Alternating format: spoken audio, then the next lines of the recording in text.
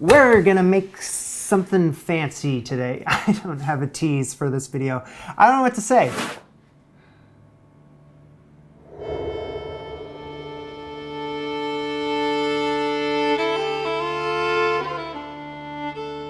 Come here. What the is this shit? So hi all, welcome to my home. And what is yours for the next little bit? Of course, this is Jamie and Chef. I just pick a well-known chef, follow along to some of the recipes, and I'll move on to someone else. Right now, we're in the second episode with Marco Pierre White, British chef, known to have a little bit of a temper. Just touch. Hey, come here. What the is this shit? Now we're gonna be focused on the recipes from this book. It's called White Heat, and it's coming from a time in this guy's life right here when he's just whipping up Michelin-starred dishes at a pretty young age too. Up until a point, he had enough. He gave his stars back and walked away from the kitchen, and then continued on his way into like a kitchen set. Started making commercials instead. Yes, you can season with salt, but trust me, Knorr stock pot does a better job. Last episode we made that salmon recipe. It was a game changer. But I wanted to make something that he was a little more well known for, so this is one of his signature dishes. It's called tagliatelle of oysters with caviar. And it looks beautiful. It looks like straight out of the ocean. You're like looking at it, you're like, where is the pasta? Apparently it's propping the oyster meat up.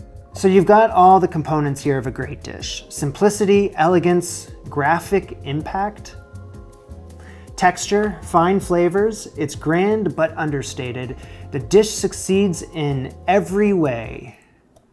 That's a humble brag. It's not enough for a dish just to have a great flavor. It's only when the dish equals its visual appeal that you know you're on to a success. And this is one of the few dishes I know which actually does that. It's very rare. Yeah, so we're gonna try to recreate that. Let's get to work. So we're gonna start off with this pasta dough.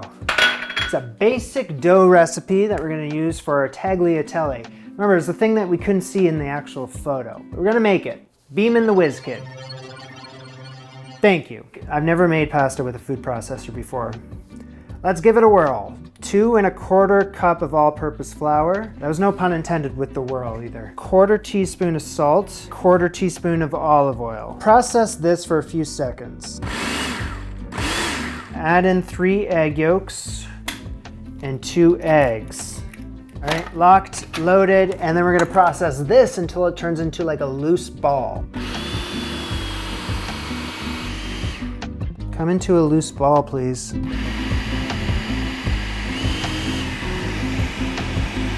What is going on here? You're embarrassing me in front of everyone. Turn into a loose ball. Is it what's going on at the bottom? So I am going to add another egg in there. It seems excessive, but I don't know what's going on. I feel like it should have come together by now. That's better. All right, that looks more like pasta dough. Now I think this dough is a bit too damp, so let me just get a little more flour in there and start kneading. It will come together, I know it. Instantly, it's starting to look like a pasta dough I'm more familiar with, so that is great news for everyone involved, mostly me. Until the mixture is even and smooth, cut into 4 equal pieces. Roll each one into a ball shape. He says to wrap each one of them individually in plastic wrap, but it's kind of a pet peeve of mine.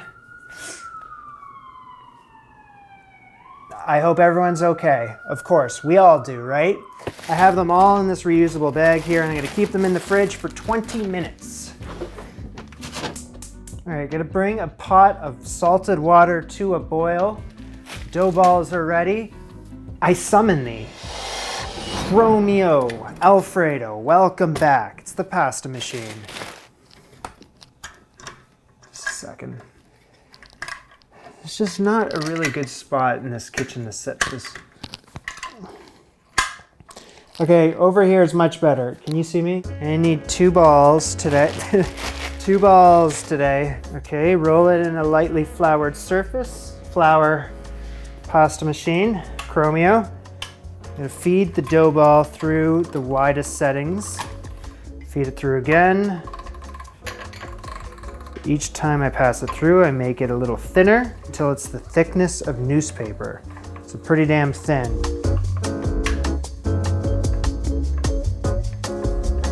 Okay.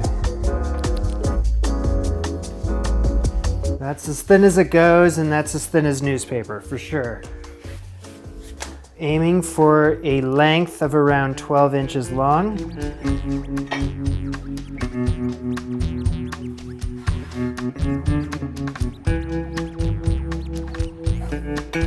Those are some straight edges. All right, so now we gotta make our noodles.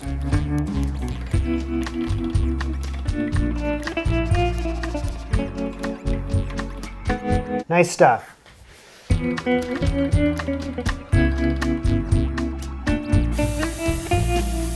All right, so I got a bowl of cold water. I don't need a bowl. I got one. And it's got cold water just right next to the boiling water. So just boil your nicest looking noodles. That should do it. For 30 seconds.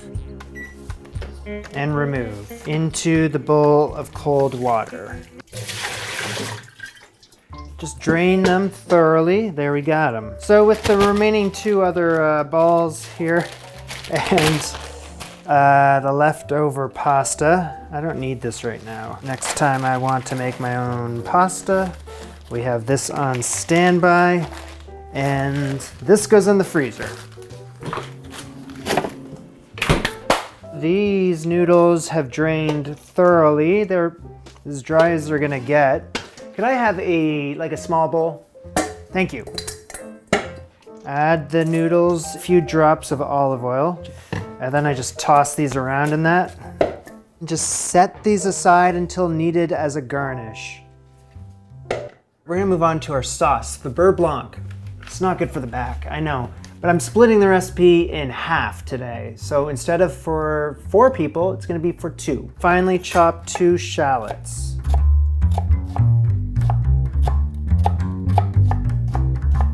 Half a cup of butter cut into like cubes. All right, so in a frying pan, in go the shallots and around 2.5 tablespoons of white wine vinegar.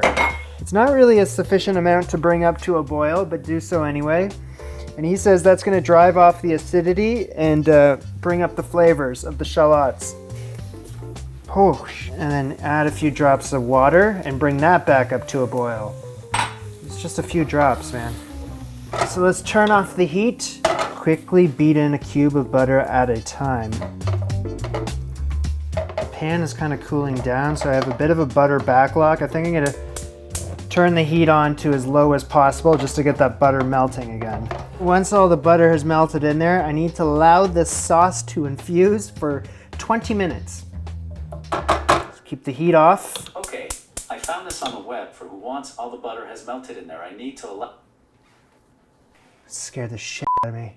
So it says to add just a little bit of lemon juice, salt, and just a little bit of white pepper there. I don't know what is going on with this thing. Lovely things are. So something like that. Can I have a sieve? It's this. Cheesecloth? Oh, you read my mind. And I have to, what? Pass. Marco, what's going on, man? That's gonna take a long time. That's what he says that's what he says to do, is just that. It's like freaking hourglass. Push it through the cheesecloth. Like, is anything coming through? Oh yeah. This kind of just speeds up the process there. So I think I've extracted as much sauce as I need out of that. We need to make a quick pit stop here, figuring out how to dress our plate in the future, because it's just something we have to plan. So yeah, it's seaweed. So dressed around the plate here is the seaweed, right? So you have to think in advance, well, where are you gonna get your seaweed today? Kombu, it's a sea vegetable, seaweed. So you can see here, it's been dried out, so I need to rehydrate. That's your cue, bowl. Thank you. You're gonna rehydrate. Cold water for 15 minutes. Let it do its thing, and then we'll check back up on that. crossing things off the list. Next up, I need to find a cucumber as dark green as I can find. That's pretty good. I need to peel it, split it in half, cut off the tips. I was watching a video on this. Then I take a spoon and I have to drag it. Maybe use a better spoon there, Einstein. Yeah, that's much easier. Good job. And then with a spoon, you just kind of, look at that, scrape out those seeds. That was so easy. And check out how easy it is to scrape out the seeds from a cucumber. Here's a spoon. And, ready? Wow, they're in strips 1.5 inches long. So I'm just julienne these slices as thin as I can, trying to match the photo. Yeah, if they're too thick, I just stack them and then I half them. So I have around 4 ounces worth there. All right, in a small saucepan, get those cucumbers in there. The cucumber, it's just one with little mini pieces. With enough water to cover them, 1/2 tablespoon of butter, bring it up to just before a boil. I'm gonna let that simmer. Once that's just tender, I'm gonna drain it. Pat dry. Yeah, like that. That's good. Keep those secret, keep them safe. So I'm just gonna leave them in the towel and I don't know. I'll just leave them out of my way. They're just out of my way. That's all good. Shucking time. I have my oysters. This is the part that I've been kind of dreading kind of the most, just because I don't have much luck opening up shellfish, whether it is oysters or it is, I'm pretending like the clams don't know I'm here right now. I'm not jostling them around. When they start to relax, the shells open a little bit, and then that's when I pounce. Oh, victory is sweet. First things first, I'm gonna give them a proper rinsing. So yeah, I have only shucked oysters once before. It was another Jamie and Chef episode. In fact, it was the very first one, Thomas Keller's oyster and pearls recipe. And I'm just trying to get into position here thinking I know what I'm doing, but I have to kind of refresh my memory. So this might be a little meta of me, but I'm gonna play myself. And with the rounded, follow this method for shucking an oyster.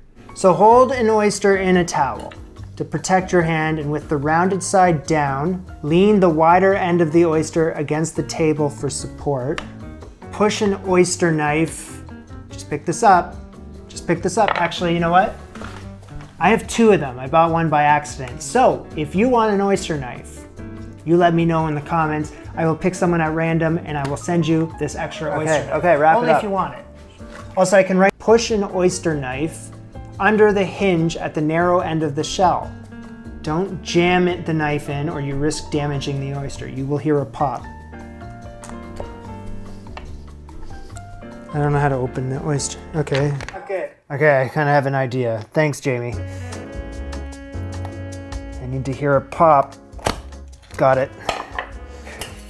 Yes. Okay, so learning a lesson from last year, drain the oyster juice, if there is any. So once I got the shell opened, just slide the knife around the edges.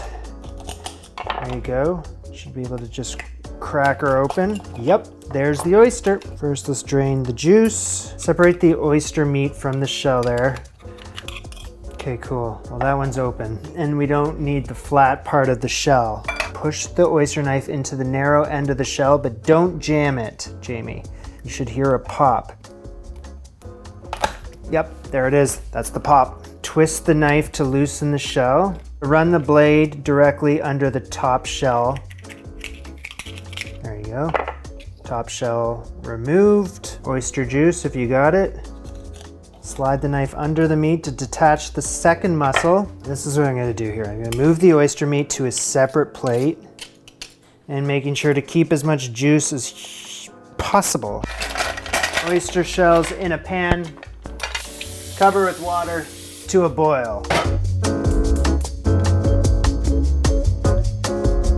there you have it. Boiling an oyster shell, sterilizes it, cleans it up, makes it look good as new. It's time for the old flipperoo.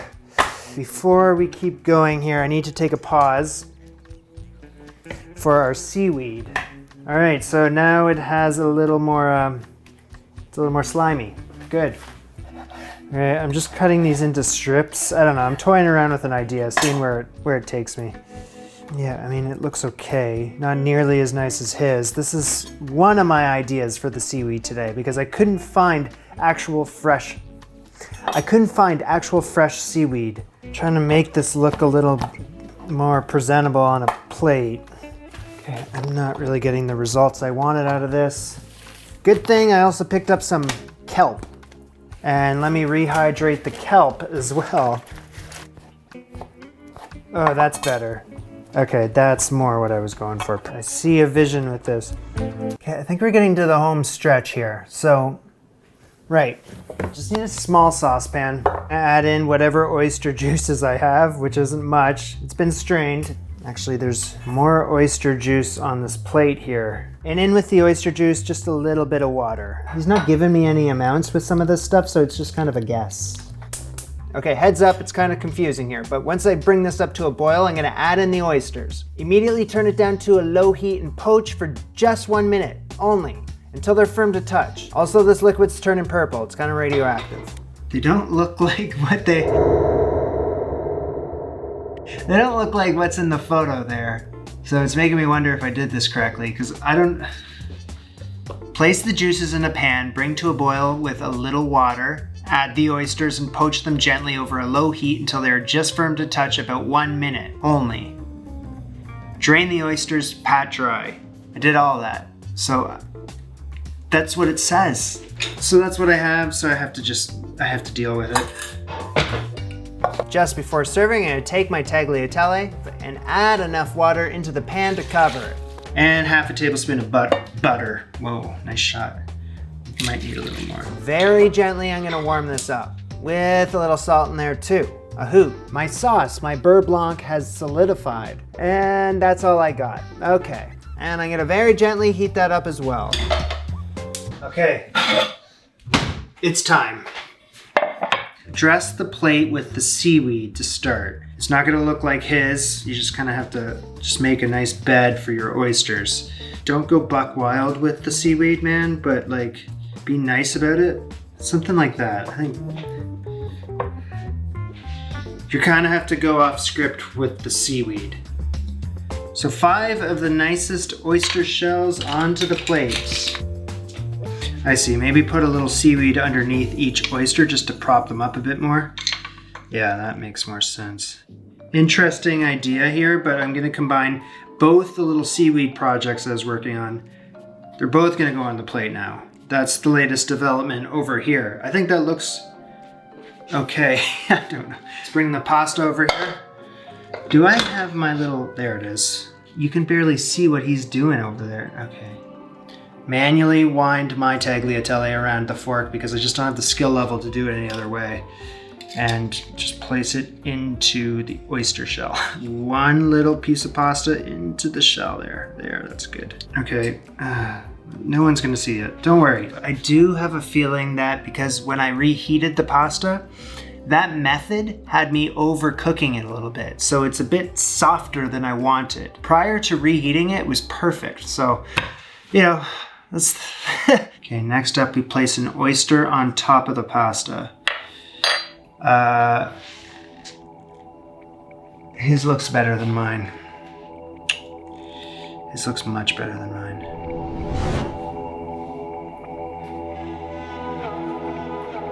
Yeah, this is a difficult dish. I can't do this. I can't make it look like that photo.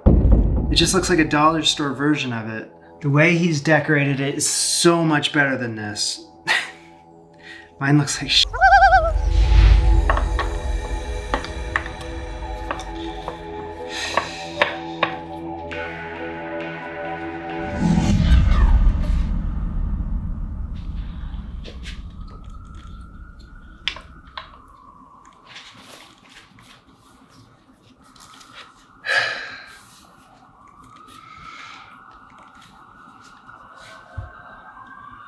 I hope that...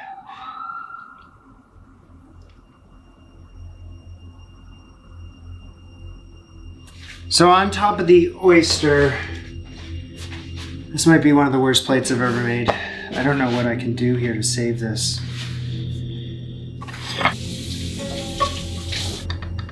I don't know. I don't know what to do. I don't think I can save this one. Usually I have ideas, but right now I just don't know what to do. I've never got to this point where I'm just like, I don't know how to make this look okay. I shouldn't have kept the cucumber in the stupid towel. It's all soggy and mushy and ruined.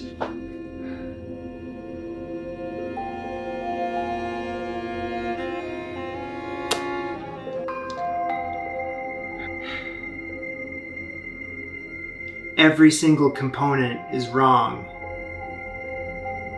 This is the most bland looking, disgusting, ugly dish I could have ever dreamed of. It looks so bad. The way I poached the oysters looks terrible.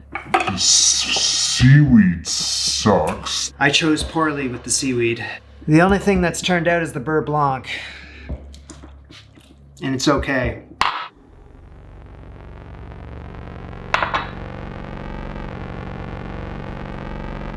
Yeah, you see that right there? And that's caviar. And you only get the caviar if you truly deserve the caviar. This does not deserve caviar. Because I got it. I got it right here. And I paid a pretty penny for it. It's 2 ounces of black sturgeon caviar. But I don't get to have it tonight. Because whatever this is, end of sentence. This is just the grossest looking thing.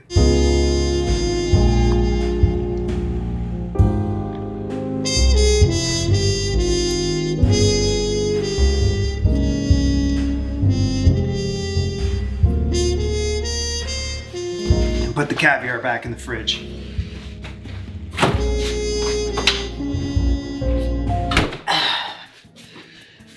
That is not good. It's not good at all. And he says here, simplicity, elegance, graphic impact, texture, and fine flavors. It's grand, but understated. I think it's a little overstated. I'm gonna wash my hands of this one, start fresh next week. This was Jamie and Marco. Bon appetit. I think. I'll see you later. Come here, come here, come here, come here. What the is this shit? I can't really emphasize how terrible a choice it was to use that type of seaweed for that decoration. Starting the dish off on that type of note, on that type of foot, crippled me. I couldn't recover after that. What a humbling experience.